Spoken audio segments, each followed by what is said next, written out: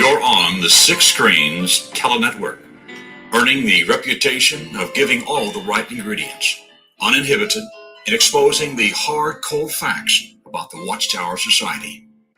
And now, the end, Disney.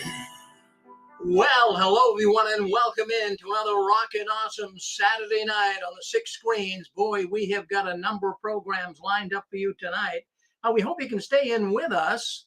If you're on YouTube, stay on this channel all night long and into the wee hours of the morning, and you will hear everything you ever wanted to know about Jehovah's Witnesses. We have a network here called the Six Screens Telenetwork, and what we do is we have a number of people that have programs on our network. We're starting off tonight with Returning to Light. It's a program handled by Roland Smith out of the United Kingdom and Chad Burns out of Illinois. And that's the first program coming up tonight. And then we have JW World News. That comes up at 7. Got a lot to talk about tonight on the news. We're going to talk about the aftermath of that shooting and what the Watchtower is doing concerning that for funeral arrangements. Wait do you hear all the things we're going to be speaking about tonight. And then at 9:30, don't you guys go anywhere. We have a great program, The Outside Story with Fran and Joe. Yeah, they're out of New York, newly out. A couple is doing a great job exposing the Watchtower. And tonight, Fran and Joe will, they did a radio interview this week on a New York radio station talking all about the Jehovah's Witnesses. So we got the clip, and we're bringing that to you tonight. And then at 11 o'clock tonight, boy, one of our brand new programs gaining a lot of traction here on the Six Screens, the Watchtower's Red Pill. Yes, in fact, Eric out of Memphis, Tennessee, he's going to have the program tonight. This will be his second program. Did an excellent job last time. Eric has been really hurt. Him and his wife have been put on permanent disability because of what the Watchtower has done to Eric and his wife. So he'll be on tonight. And if you can't sleep tonight and you're pacing the floors, well, you don't have to. You can listen in to Apostle Babe. Boy, she's quite the woman. She's your favorite apostate, and she's coming on really strong. So programs all night long on the Six Screens. But I'm going to bring Chad Burns on. I'm still waiting for Roland out of the United Kingdom. But Chad, I hate to put you on the spot again, but you seem to be able to handle yourself all right. Any particular thing that you guys had in mind tonight to talk about, or are you kind of just waiting for Roland too?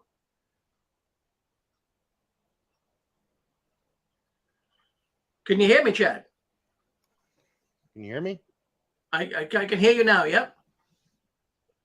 Okay. There's a lot of trains and the weather is really bad today, so my internet's spotty. Alrighty. So here we go. So is I don't see Roland yet, but did you guys have something planned? Did you want to try to wing it on your own here? Yeah, I'll go ahead and start. And if he comes on, then great. We were going to talk tonight about Germany and some of the other stuff going on with that. Yeah. Well, we'll get him in and see what happens. I'll give him a little. I guess you emailed him off, so he's probably aware of what's going on. So, all right, we'll see what happens. See if we can get him in. But I'm here if you need me. Thank you. All right, thanks. Well, folks, here we are. This week we celebrated St. Patrick's Day. Had a great time with that one. Hope everybody had their full of some of that great Irish food and some of the American food that we used to celebrate St. Patrick's Day. Tonight, we're going to be talking a little bit more about what happened in Germany and what's been happening there. It's been a tragedy that has drawn the attention of the entire world to the Watchtower. And this week, I was reading one article. It was very interesting where the Watchtower and representatives of, Jehovah's Witnesses was talking about how they didn't want anyone to hold any memorials or candlelight vigils or anything like that for the victims of this horrible shooting. And, all I could think of is, well, that's pretty gutsy, because now they're not only trying to control the lives of those who are in the cult, but now they're trying to control the lives and the behavior and actions of those outside of Jehovah's Witnesses, those who are not affiliated with the Watchtower. And I found that to be very, very interesting. And, you know, the last I heard, there was 7 people dead, plus the gunman and an unborn child, which would bring the total to 9 deaths. Very sad. And also, as of 4 days ago, there was still one person who was tottering on the edge of death because of the whole blood issue.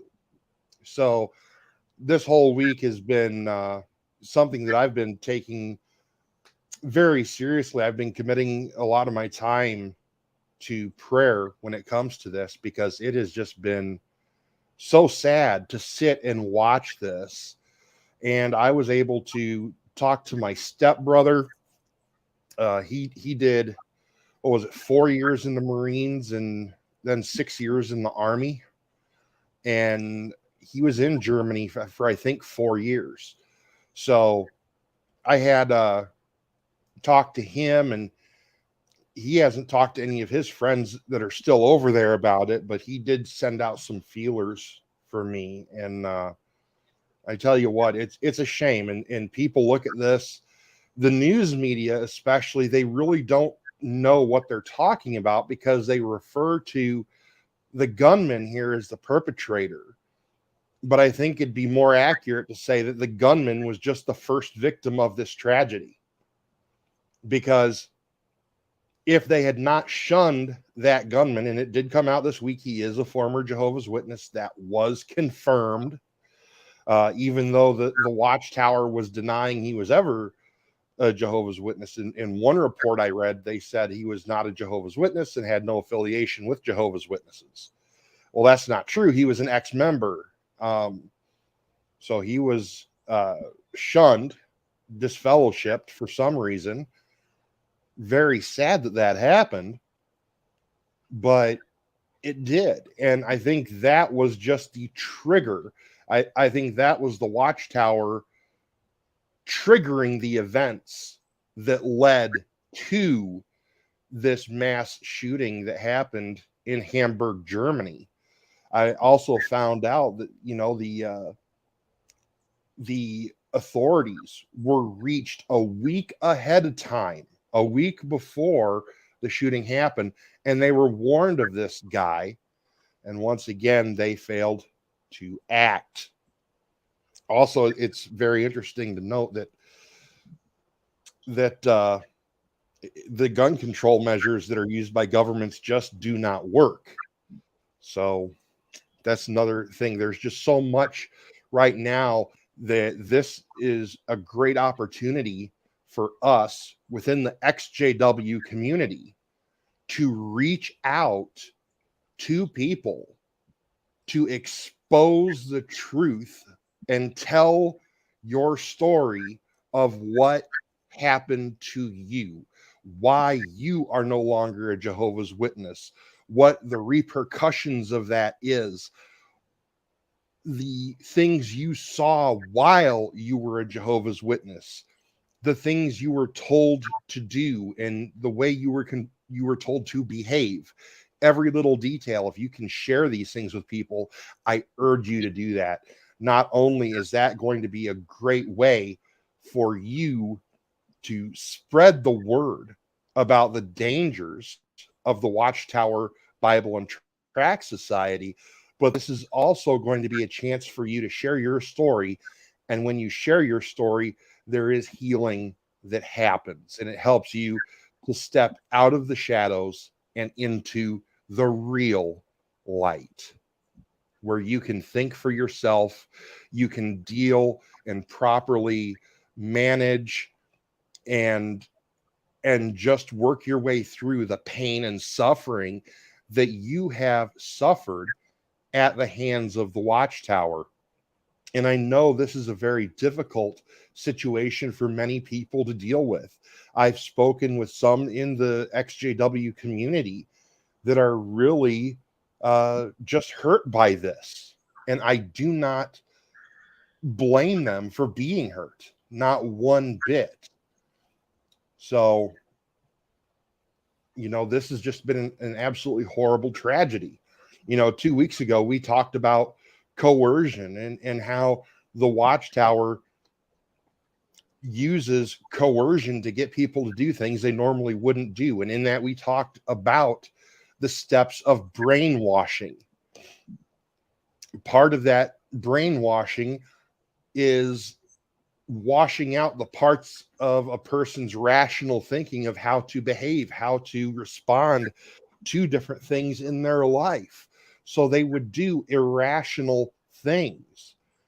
So part of what this is, not all of it, but part of what this is this is what happens when people are no longer allowed to think for themselves, or when they are reprogrammed to think a certain way and have a certain perspective on things. And I do think Roland is standing by. I just saw he had sent me a message on Messenger, so I'm sure he's got the link now to the program. But I mean, this has been something that's been absolutely horrible and tragic. And it's something that a lot of people are trying to wrap their heads around. With me being a minister, one of the things I do is I try, especially being a part of this XJW community, I've planted myself here and I've got roots here. I chose to be a part of this community. I really felt it was God calling me here. And I have unique insight that a lot of other people who have never been connected with Jehovah's Witnesses, they don't know. So I can share my insights with them. I can share your pain with others. I can share your stories with others. And that's a big part of when it comes to bringing down the Watchtower organization and exposing it to real light. That's a big part of what's going to be needed. And it's very hard for some people to hear some of the things I tell them. Some of the people I talk to, they just flat out do not believe it. And I have to, there's numerous times I have had to download copies of the programs here of Six Screens. I've had to burn them onto CDs and DVDs and say, here, watch it for yourself. Listen for yourself. And, this whole thing, I am glad I got 3 or 4 phone calls this week. It was 3 people for sure. I can't remember if one called me twice. But these phone calls were from people asking me, what in the world is going on? Because they remembered me talking about the Christmas Day shooting in Colorado, and they called that the Jehovah's Witness Christmas Massacre. And now they're calling this one the St. Patrick's Day Massacre. It's really interesting because it seems like every time something like this happens, it happens close to a holiday. Of course, there's pretty much a holiday every month. But now we're starting to see where these things are happening closer and closer and closer. We're seeing shootings, we're seeing bombings, stuff like that. People are getting hurt. And it is just a sad place that we're in,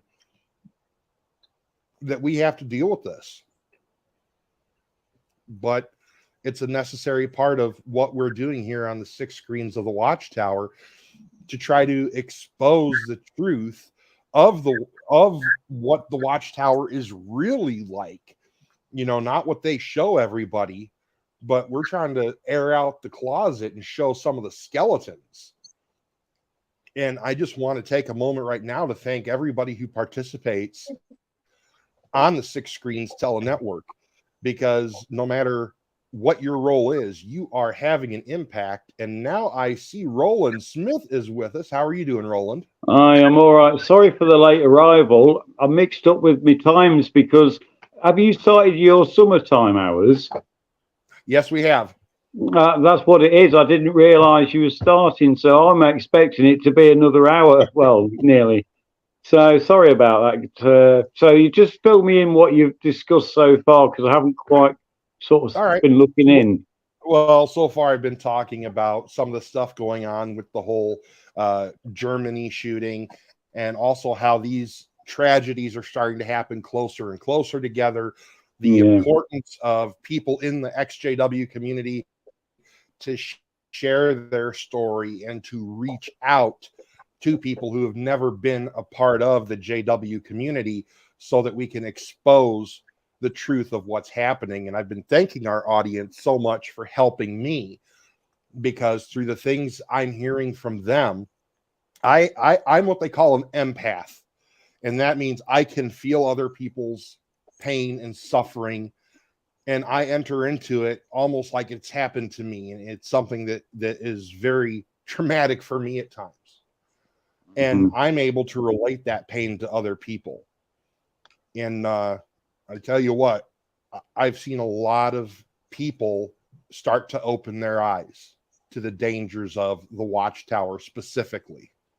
So I've been thanking our audience for helping us out with that, and trying to encourage them to step out and share their story with anyone who will listen. What about you? What have you been up to?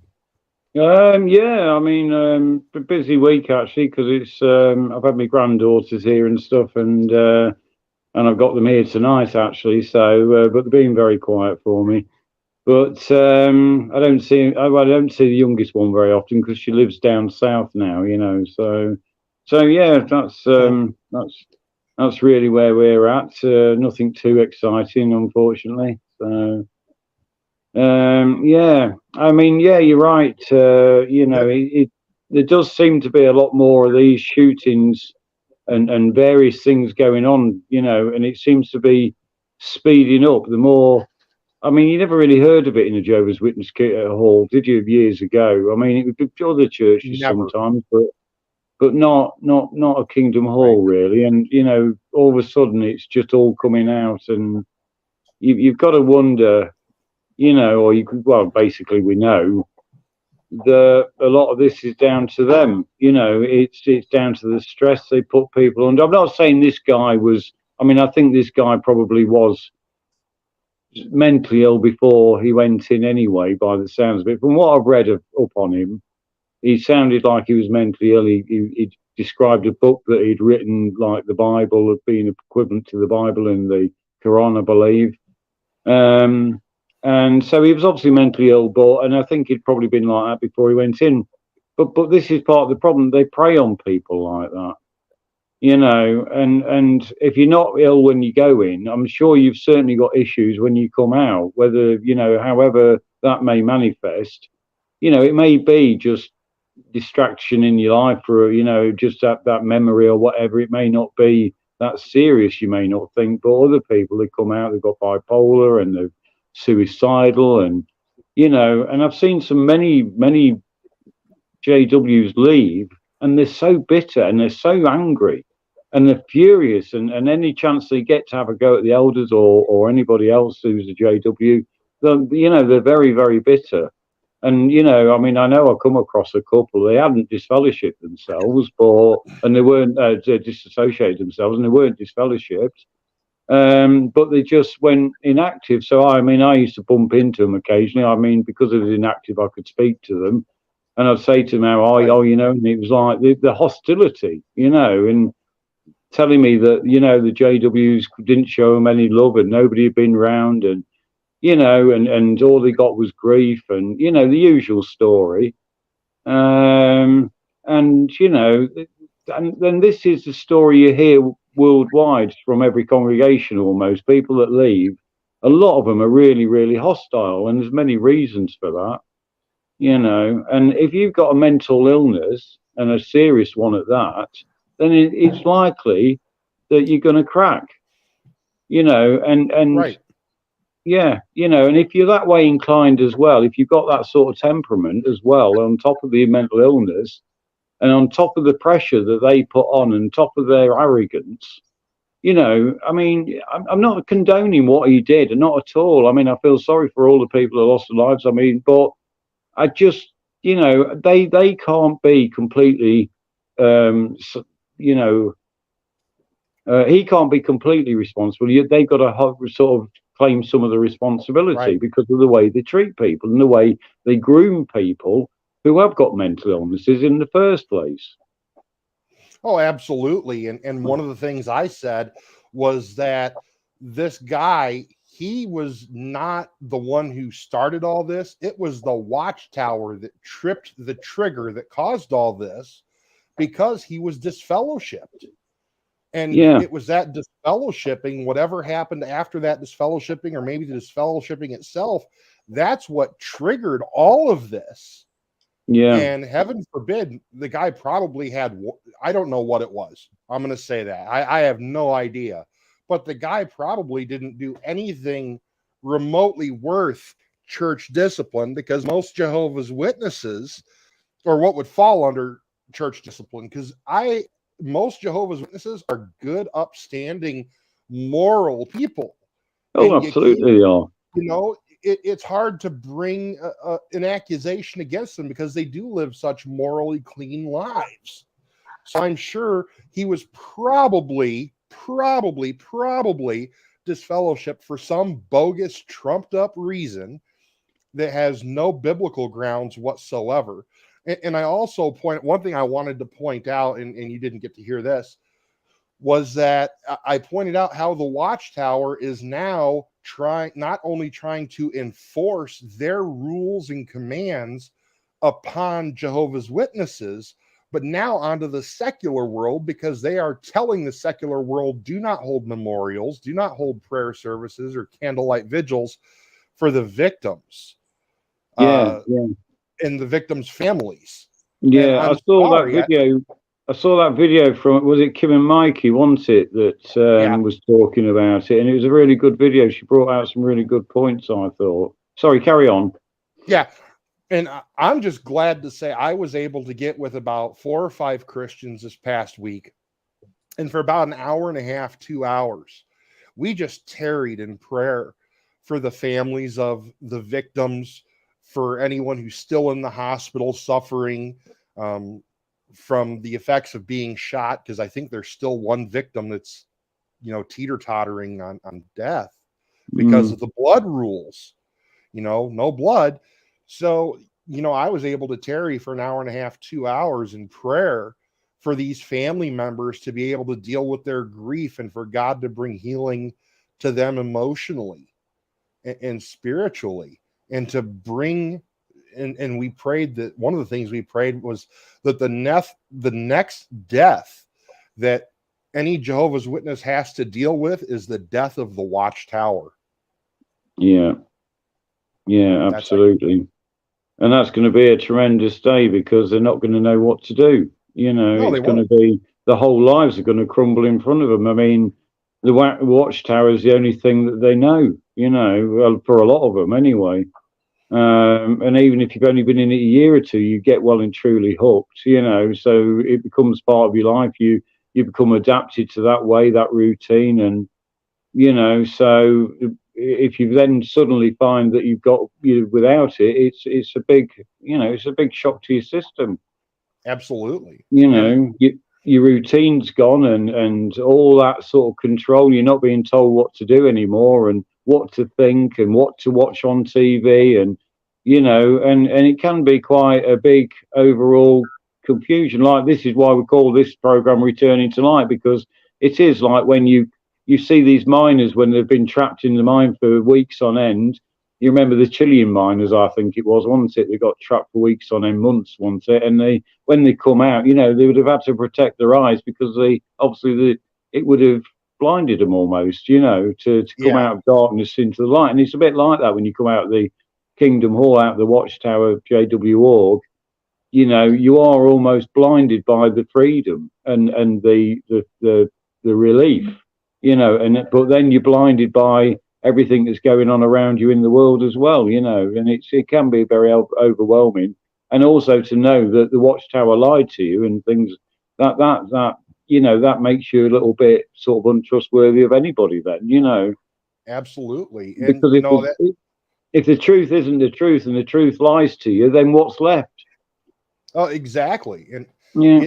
it's interesting you bring up the whole coal mining thing, because my family's from West Virginia on my mother's side, and they were all coal miners. So, I mean, I can really relate to that type of an analogy.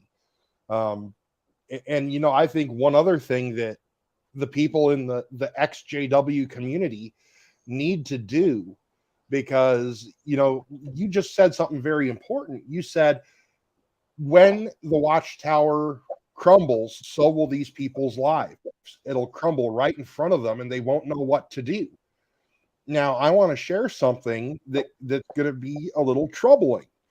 At this point, the Jehovah's Witnesses, who've just lost mother organization, they're either going to fall apart mentally and emotionally and become suicidal, or they're going to be completely lost. Yeah. And I think if we ever do see the Watchtower crumble and fall, as a community, we need to be prepared to reach out to every single Jehovah's Witness we can find, that we know of, that we've even heard of, and we need to try to reach them to prevent them and make sure they're not going to do something like commit suicide or go on a shooting spree or something like that, because that's a real danger that could happen if the Watchtower falls. Yeah. Oh, absolutely. Yeah. Yeah. Absolutely. I mean, it's going to mess up a lot of people's lives, and it's very daunting when you first come out, as I found out. I mean, I was inactive a couple of years before I handed in my disassociation letter, and it's for those 2 years I knew I wasn't going back, because I just knew it wasn't the truth, but I didn't know where to go, and I was sort of spiritually lost. This is why in the end I just prayed, because I just didn't know, and for me that worked, you see. But other people, they come out not believing in God, so they wouldn't think to pray, because they've been lied to by what was supposed to be God's true religion, and Right. This is a blasphemy. This is the problem, you see. They're putting people off God, because often people throw the baby out with the bathwater, don't they? Just because the religion itself is rubbish, and speaks blasphemy and all that, doesn't mean that God doesn't exist, Right. So it just means that they're, obviously putting their own spin on it, and they're wrong. They're false prophets, and unfortunately, you got roped in. Now it's time to move on and find the true God, and find God for yourself, or But so I do feel for. I mean, I understand atheists. I haven't got any. I mean, I haven't got any issue if they come out and they turn atheists. I can understand that. I'm not. It's not their fault. I'm just saying it's very difficult when you come out, because you just don't trust anybody. You don't trust the world. You don't trust the Christendom, and you don't trust the religion that you've been in, and you don't trust the people that of those. Even though most of them are lovely people, you can't trust them, because whatever you say, it's going to get back to the elders, or it could do. It's likely to, very likely to. So, so you're in that world, you're mixed up, and and this is what's going to happen, And then if they've got the added pressure, they've got. I mean, I was fortunate; my girls are both out of it, and but other people have got the added pressure that they lose the family in the process, and it's. I mean, that if you start having that pressure of losing your family, being coerced to go back, and you don't want to go back, because it's not, it's rubbish, it's not, it's all a lie, and God's not really with that organization, but you're coerced to go back, because if you don't, you're going to lose your family. I mean, and you add that on top of everything else, all the pressure they put on you while you're in it, while you are a JW, all the ministry they expect you to do, the hours, it's never enough. It doesn't matter what you do, they always want more. And all the ones that do the most hours and the pioneers and the ones that are getting all the Bibles, they all get to go up on the platform, making everybody else feel like absolute crap. Oh, you know, look at them, like, you know, they're doing this and they're doing that, and they'll have some poor old disabled dear up there that's trying to do her best with, you know, and you know, she's been going out in the freezing cold in a wheelchair. They'll take her up there to try and make you feel worse because you're got to go to a secular job and earn money for your family, but that doesn't matter, you know. There's this poor old lady out there in the, you know, in the freezing cold doing the ministry, you know. But so you get all that pressure, and then the pressure of getting ready for the meetings. As I've said before, there's many things, you know, getting to the meetings, the cost of the meetings, petrol wise, and things like that. And it's no wonder people snap. And then when they leave, and then they get extra added pressure that the family's not talking to them. The elders, you know, have probably blackened their name, called them mentally unstable. You know, there's no wonder people snap. You know, it's understandable. I mean, like I say, I don't condone what this government did. I certainly don't, and I am so sorry that it got to that point. But you can't completely say it's one person. It's definitely the organisation. And if they had an issue with him, they should have been talking to him, not trying to disfellowship him. They should have been doing a one-to-one with him, taking care of him, building him up spiritually, not dragging him down. So, oh, you can't do that. That's rubbish. You disfellowship, whatever it is, or we don't agree. You don't agree with us, so that's it. You're gone. You know, they should be talking to him one-to-one and trying to, you know. But no, there's none of that. It's once you've upset them, you're out. You know. So yeah. Yeah, troubling things. I mean, we're definitely living in a different world today than it was 30 years ago. So, yeah. Well, that's it. And the other thing, I think, you know, I was thinking about this shooting and stuff. The people involved, the ones that have suffered, like the lady that lost the baby, 7 months she was pregnant, and the child died. She's got no comfort, because I think even Mikey was pointing out on that video as well, they were saying the JWs don't necessarily believe that babies that are unborn will get a resurrection. Now, I read up on it because I wasn't sure. And the reason I wasn't sure is because they flip-flop on it.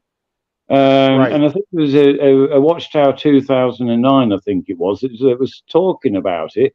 But it just said, literally, we can't be sure, you know. And they mentioned the scriptures in Exodus where it talks about, you know, two men are fighting and they kill the child, you know, they should be put to death, eye for an eye, and all that sort of thing. So obviously God views them as being alive, you know. He views them as being worth, you know, an execution in the old Mosaic law. So he obviously views it as murder, basically, doesn't he? You know, but you know. So they even mention those scriptures and say it does look like God does, you know, view it as. And then, of course, you've got David saying, you know, you saw the embryo of me, etc., etc. And they even mention all that. But they still say they're not sure because it doesn't say in the Bible. Well, I think it does, really. By reading those scriptures, I think it quite clearly says what God's thoughts are on it. Right. But you know, the sister that's concerned, she hasn't got that hope. She doesn't know. As far as she's concerned, she may have lost that baby. She may see that baby again. She may not. You know, and so what comfort is there for the victims either? You know, even in that drastic situation, most churches, the you know, whoever it was that had lost loved ones and stuff, they'd gather around and they would, you know, they would feel, you know, loved by family, but not there. They've got no comfort, you know, no hope. It's just, you know, and then it'll be get on with it and get on with life and get on with the ministry again.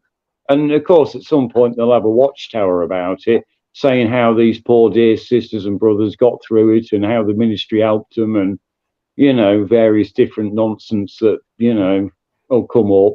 Oh, they'll milk it. They'll milk it eventually. Give it a few months, let it, you know, calm down a bit, and then they'll have a story about it. Somebody will give an experience, you know. Oh yeah. But they won't But mention what caused it in the first place. They won't mention the shunnings and the disfellowshippings and the paedophilia that goes on, and the people that hurt, the suicidal people, of 4 times the amount of any other religion, for one sort of compared to any other religion for suicide and depression. I mean, what does that say? It just speaks to misery, doesn't it? it does. Mm. And here's the whole thing. Like with this woman that has lost her child, I can imagine the grief she went through. My sister lost an unborn child, and it was my niece, and it was very disheartening, to say the least, for me. But seeing the pain she went through and trying to help her through all that, it was something else. But now, under the circumstances, this woman has lost her child. That must make it like 10 times harder. And I can only hope that she starts asking questions. And when she sees that the jw.org website doesn't offer any real answers of substance, I hope she will use Google, and I hope she will find the truth about the Watchtower. And then I hope it does not trigger her into doing something stupid where she blames herself for No, being deceived and believing lies. no. Because Yeah, that's a real possibility, and that's something that's very scary to think of. it is. It is. I mean, that's it. And I mean the others. I'm sure people have lost family members, have lost loved ones, and they'll be told, "Oh well, that's Satan's attack upon us."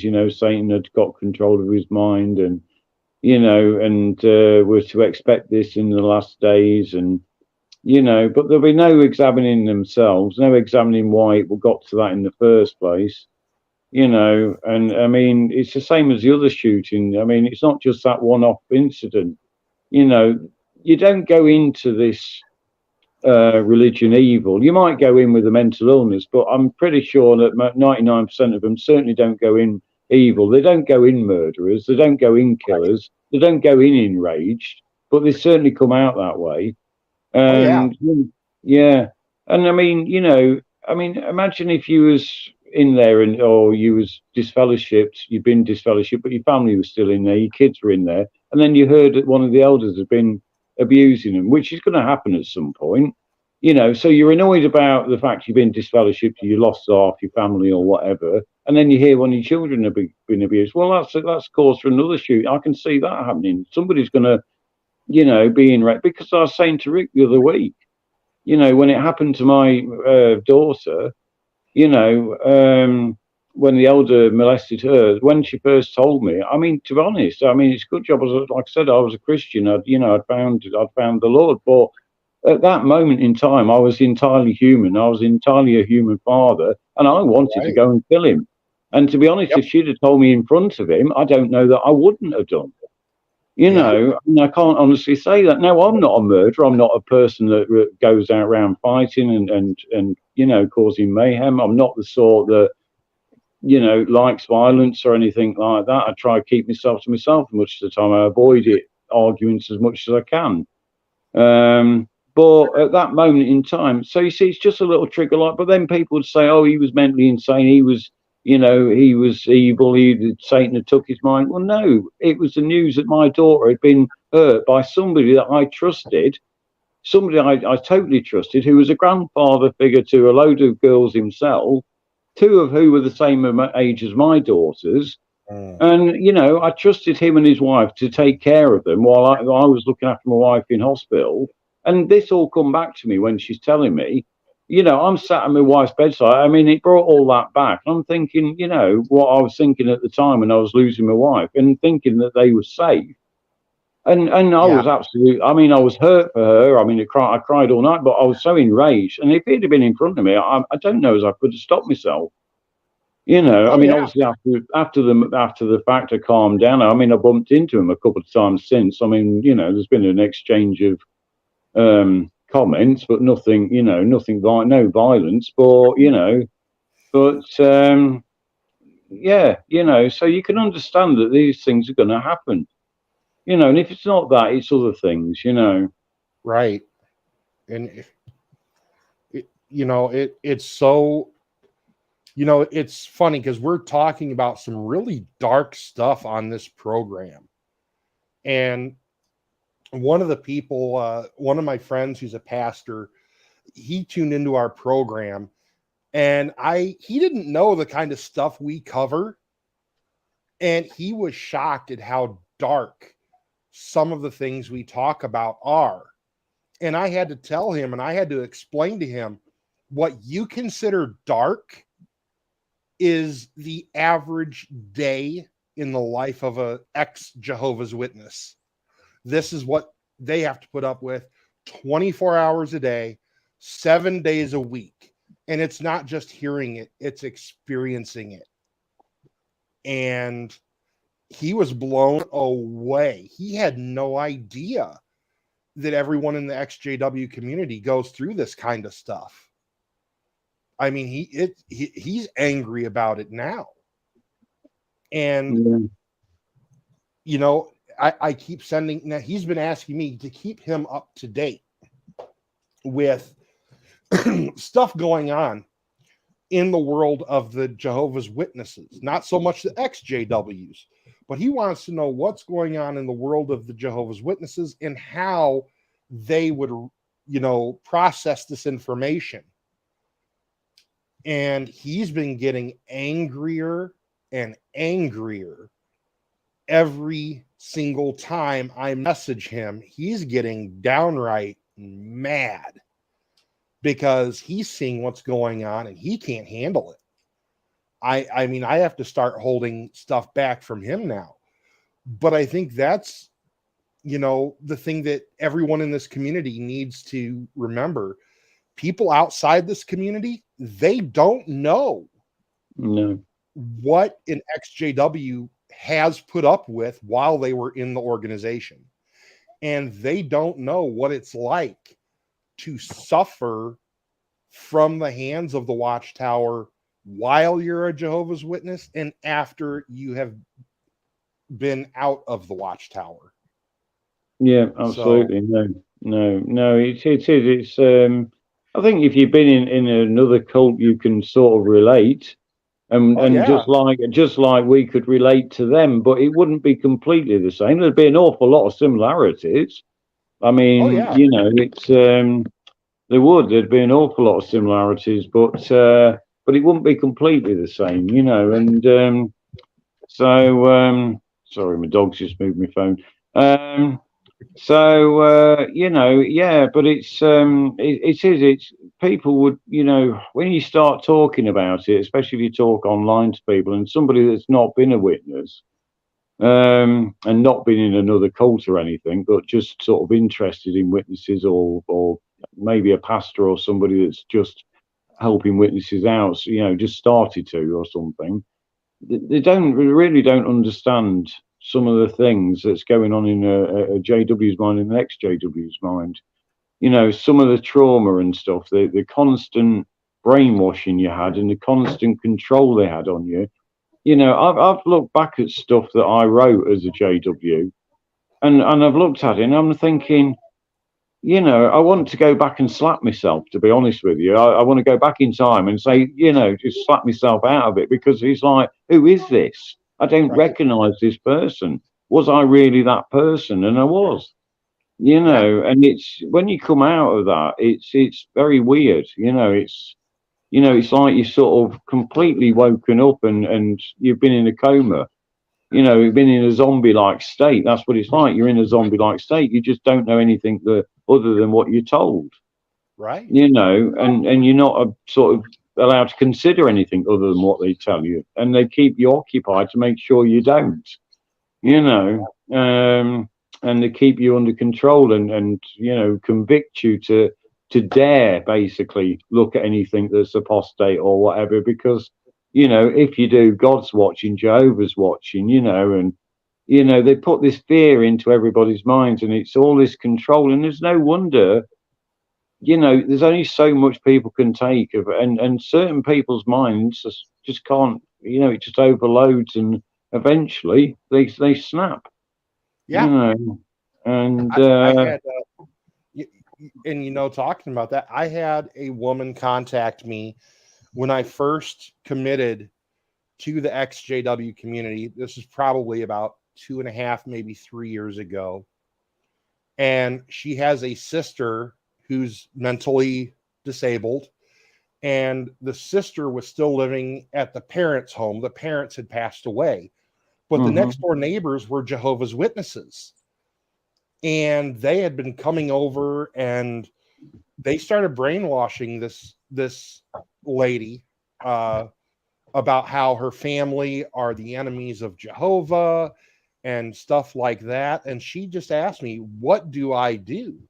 And I had to explain to her everything that her sister is being told. I had to explain to her, you know, where these Jehovah's Witnesses are coming from.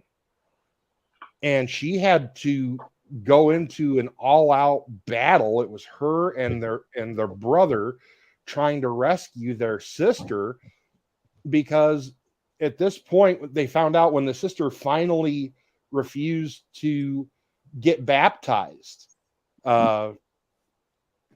because she didn't like to bathe, so she wasn't going to get baptized. Of course, the JW started to get a little hostile toward her, and then, you know, the brother and sister were able to swoop in, and they were able to help out their sister.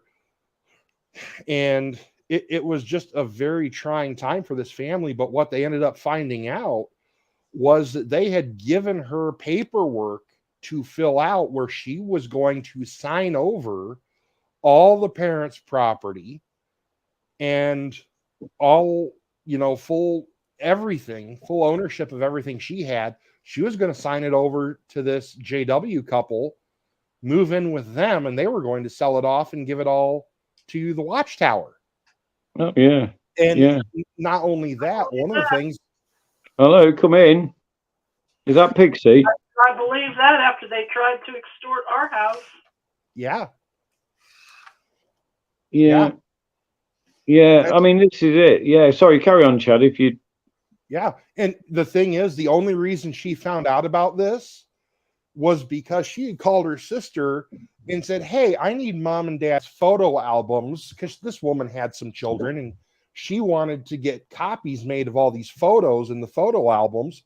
So she said, hey, I want mom and dad's photo albums so I can have copies made.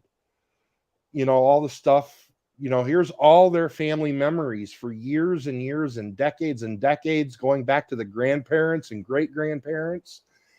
And the sister said, oh, well, I threw those out because those people are dead and they're gone and we'll never see them again because they no longer exist because they weren't Jehovah's people. Mm. So all these memories, all these pictures were gone. And that's what prompted this woman to get into some XJW groups and message me, and we started talking. So, you know, it was absolutely crazy. She was very upset about losing all those pictures, and I don't blame her. No, I mean, it would be heartbreaking, wouldn't it? You know. Yeah. I mean, yeah, it's not. It's yeah, but that's how they are, just totally cold, and you know that's how they make you. You know, just completely cold and void of any feeling or emotion. You know, I mean, and they pick on vulnerable people. I mean, you know, I went with an elder to a widow's house, and I mean, we was going to give her some shepherding, as they called it, you know, and because she'd lost her husband only a week or so before, and he was an elder himself, but she was left. She had no family, sort of thing. But anyway, I sort of went through a few scriptures with her and sort of you know, encouraged her best I could, and then because I was ministerial servant at the time, and then he took over, the elder, and he started like talking about her house and saying, look, he says, look, you know, you're Jill. He says, you're now your husband's dead. He says, he said, be straight. He says, you haven't got any family left. He says, so he said, and if anything happened to you tomorrow, he says, you know, your house would go and the government would get it. He says, well, how about signing it over to the Watchtower, you know? And anyway, you know, I was like, oh, come on, you know, he's only been dead a week, like, you know, just like, there's no need for this. But anyway, of course, I sat there like a good little JW drone that I should be. And, you know, but when I come out, I thought, oh, that was a bit much. But then, you know, I put it to the back of my mind for many years. But that's the sort of thing they do, you know, they never go round to help you. You know, it was supposed to be a shepherding visit. It's supposed to be encouraging. It's supposed to be encouraging from the scriptures.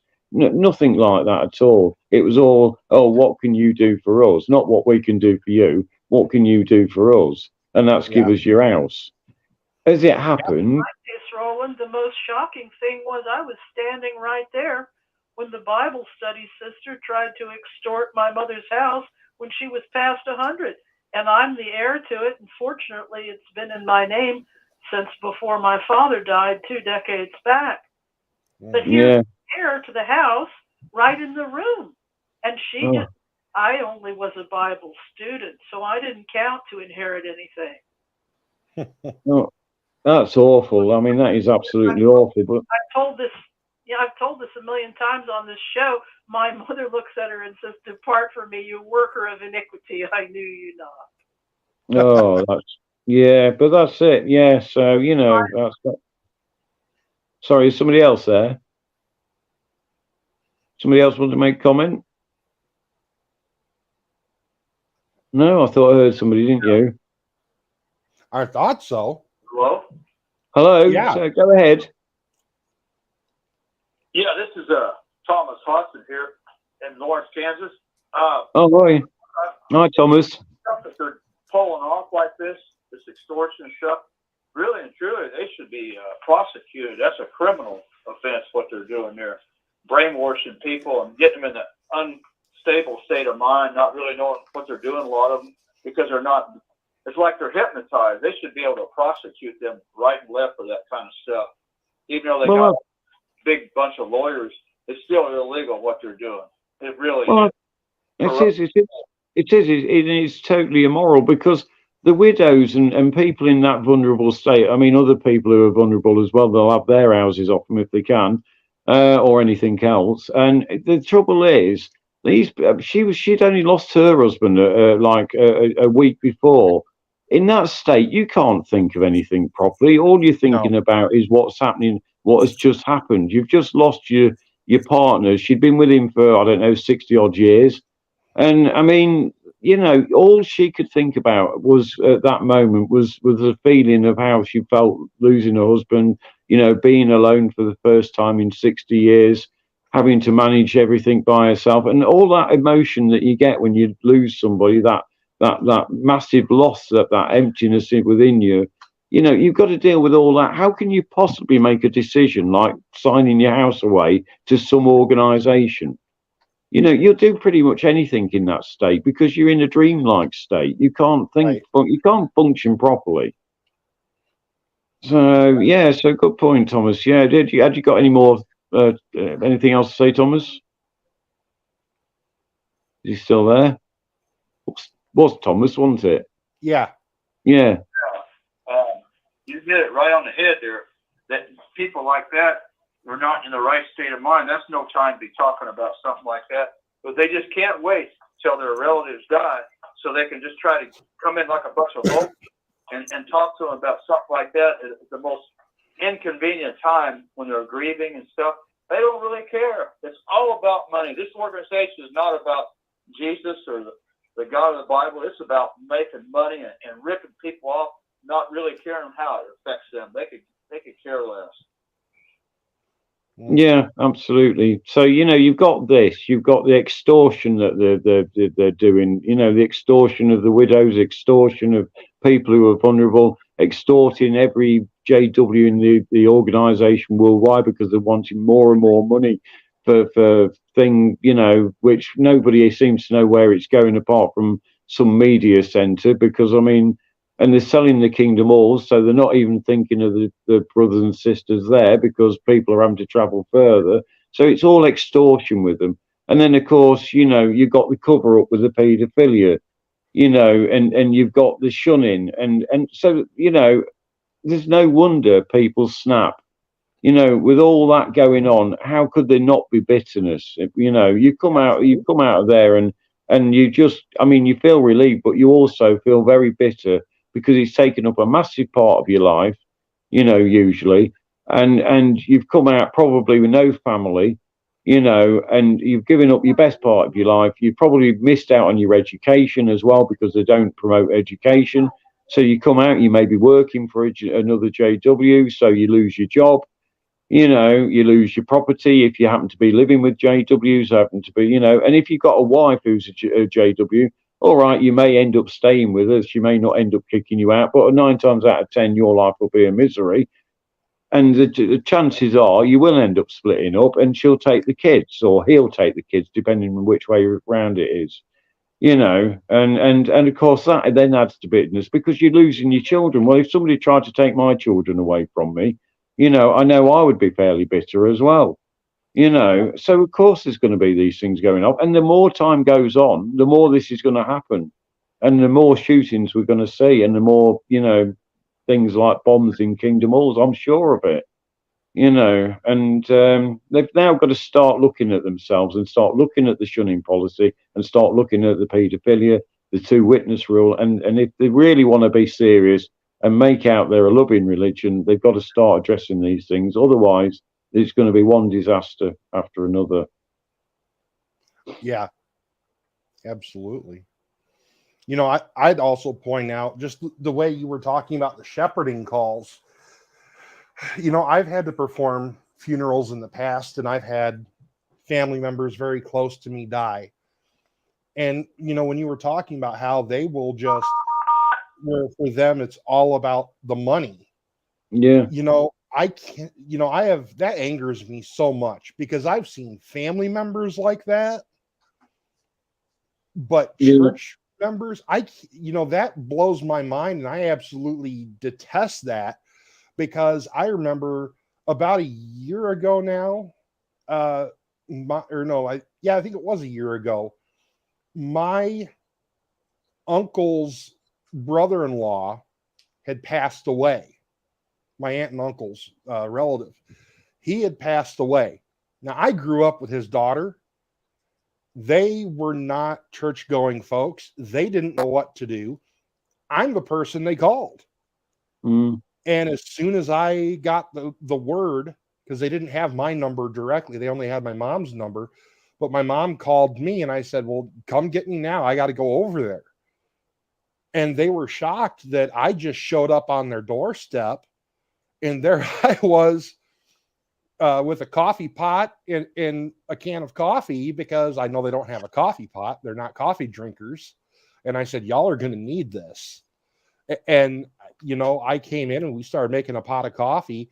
And as the word got out, sure enough, people started dropping by.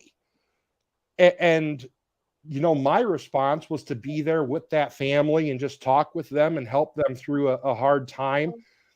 And then I was asked to perform the funeral service, and I agreed. And then I remember the sister of the man who died, she said, well, how much should we give you for performing the ceremony? And I said, don't worry about it. It's nothing. And she's like, no, this is your time, you know, whatever. I said, no, you don't get it. This is not the time for you guys to have to worry about money or anything like that. I don't charge for doing funerals. Mm. This is something I do because I love people. And not only that, but on top of that, you guys are family to me. So I'm not going to charge any money. And boy, that caused a fight right there. So, you know, it's just kind of amazing to see such a different reaction, where with the Watchtower, they'll swoop in and try to get every penny they can. I remember when my dad died, I had a church member come over here to my apartment, and he saw some bills and stuff laying around. I just had my rent and my electric bill, and he picks up my electric bill, holds it up, says, "I'm going to pay this for you this month. I don't want you to have to worry about it." You know, it's that kind of love and kindness. You don't see that kind of stuff very often with Jehovah's Witnesses.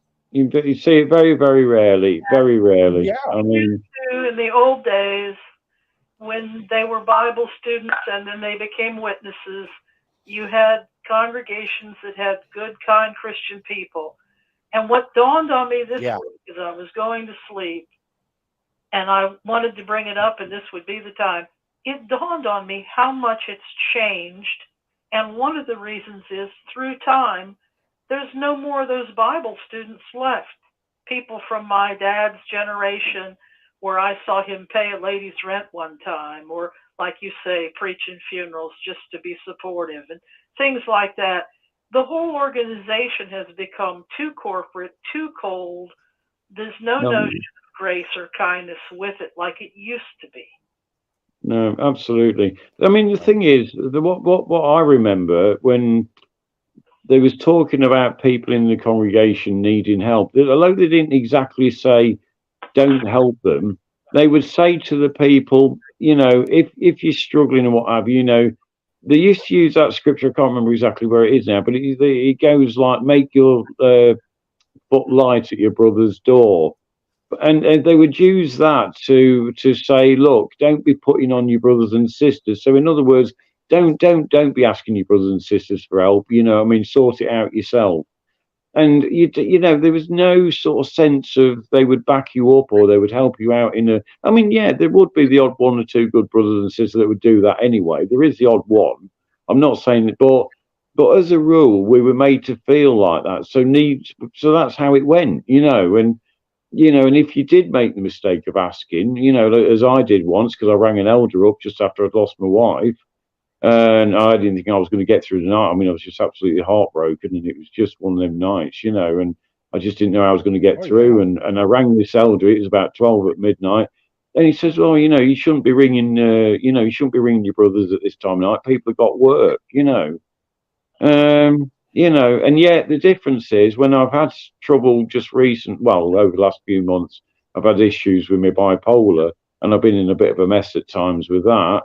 And you know, the pastor that I go to the church now, he's been here until 3 a.m. in the morning, you know, and he wouldn't leave me then. He didn't really want to leave me then, you know. And, you know, that's the difference. You know, you feel like you're in a family. Whereas with the JWs, you just feel like you're working in some cold, lifeless business, which it is. It is a business, and that's how they make you feel. Sorry, carry on. Yourself too, Roland. Be kind to the self. I'm just learning to be kind to myself. Yep. Yeah. Well, that's what you got to be. You got to be kind to yourself, especially after coming out of there, because hard on ourselves. We were taught to be hard on ourselves and push ourselves and do more hours and just do more, and you know. And also, I think they took that widows and orphans scripture out of the New World Translation. I'm not sure. You'd have to check. Yeah, I can't remember. I'm looked myself, to be honest. But yeah, you're probably right. Yeah, they've changed much everything else, haven't they, that they don't like. So yeah, it's yeah, they're just that's it. You know, you've just got to come out and try and you know, look forward as opposed to looking backwards. But it's difficult because it leaves you with a scar, you know, and you know, and it's a scar with a pain for a start. You know, you do feel the pain, and as time goes on, the pain eases a little bit, but that scar can, you know, it's there, and it can soon open up again if you let it. You know, if you're not careful, if you start pondering and you know, and this is part of what we do here. You know, it's for healing. It's for people to come in and talk, share their experiences, and you know, if they want to vent, you know, get angry about something, you know, then it's fine, do so. You know, because this is part of the healing process. You know, get it out in the open and feel free, because nobody's going to condemn you on this show or on the XJW sites where we help. You know. Help Jehovah's Witnesses, and then there's our Returning to Light page as well, and various other, many other things out there where we can go and vent and just, connect with the XJW community. Most of us are lovely people, and we help each other. We're like a brotherhood right around the world in our own right. Some are Christian, a lot of Christians, some aren't, but we all do our best. We're all united in this community, and this is what we're here for, and no longer do we have to be frightened to come out and say what we really think of the JW org. In fact, we invite it. So the sooner this, tower has crumbled and, and they've been blown out and the smoke has evaporated, the better. So, yeah. Have you got anything out, Chad? It's getting on for about, I think we must be about time, are we? Nothing else I need to talk about or want to bring up. No, and we got. I just want to say one last thing. We got Sabrina Pattis coming on. Used to be called AKA Sally Patterson in a fortnight. She wrote an article online. Unfortunately, my phone's gone off. On my other phone, it's gone off, and I had the details on there. But it was about.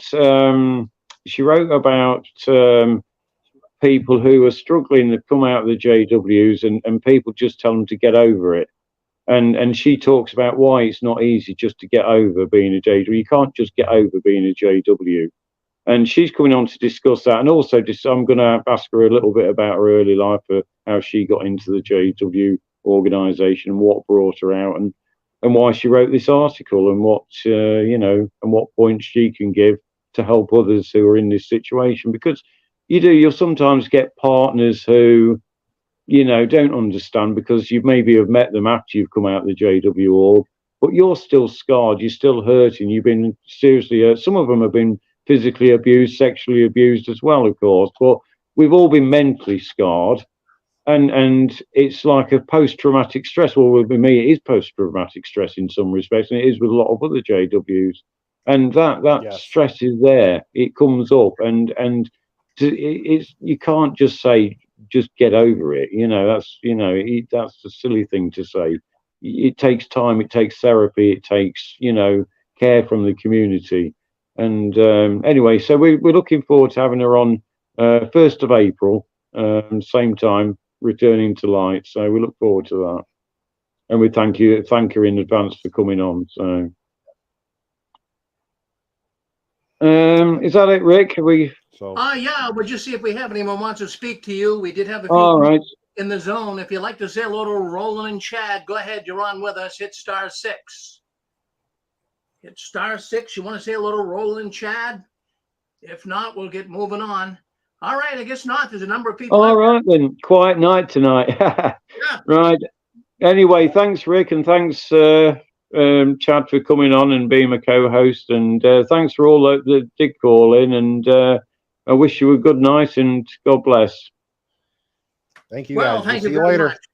Thank you very much, Roland, and our good friend Chad out of Illinois. So we're going to end the broadcast, but don't you guys go anywhere. We have got a number of programs coming up here on the 6 screens. We have JW World News coming up next, so stay with us. We're going to be talking about the top stories in the Watchtower. So by all means, stay tuned. We're looking forward to tonight's program. We have a number of programs coming up as well. So just kind of hang in here, and we're going to start our program. Give us about 2 minutes. You'll be a little dead silence here. Give us 2 minutes. Just have to go check one of the other computers.